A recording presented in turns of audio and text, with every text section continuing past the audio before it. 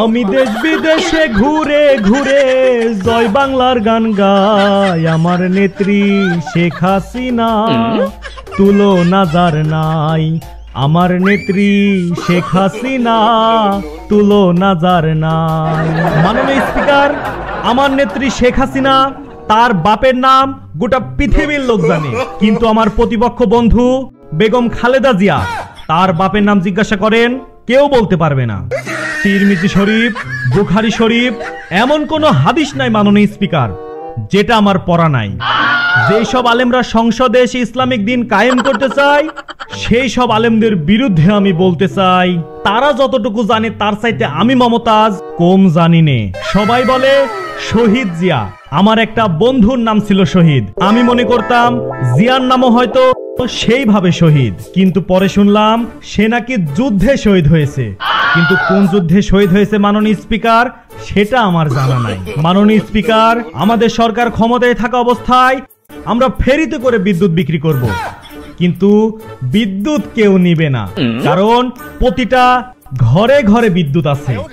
তাই মাননীয় স্পিকার, আমার বক্তব্য শেষ করার আগে আমি আরো একটা গান শোনাতে চাই।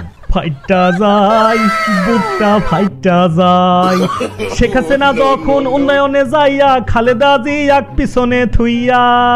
শেখ হাসিনা যখন উন্নয়নে যাইয়া খালেদা জিয়াক পিছনে থুইয়া, দেশটা 2050 সালে আগায়া যায়। ফাইটা যায় খালেদার বুকটা ফাইটা যায়।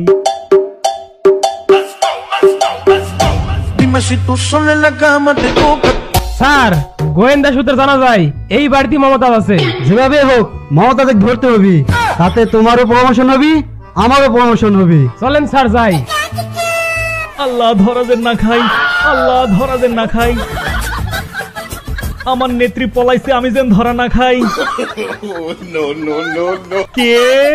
আপা, আমরা বাউল অনুষ্ঠান করব, তাই আপনাকে দাওয়াত দিতে আইছি। থামেন, আসছি।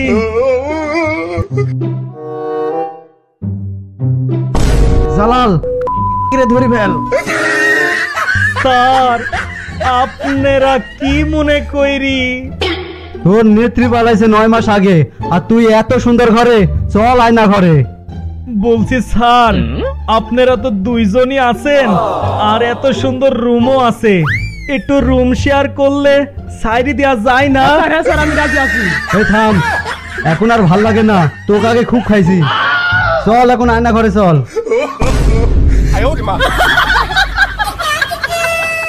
কি করতে লাগি কি হয়ে গেল?